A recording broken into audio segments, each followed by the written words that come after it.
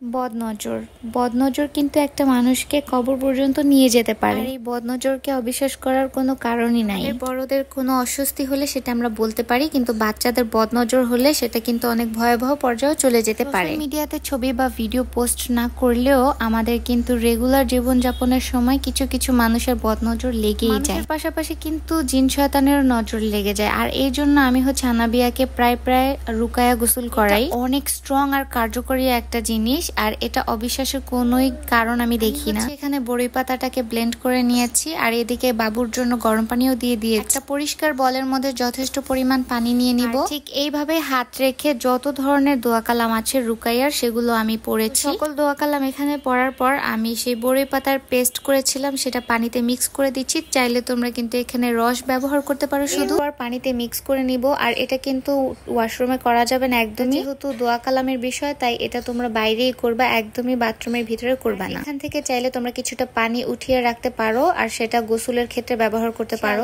বাবুর যত ধরনের বড়ই বদনজর লাগুক না কেন সেটা ঠিক হয়ে যাবে।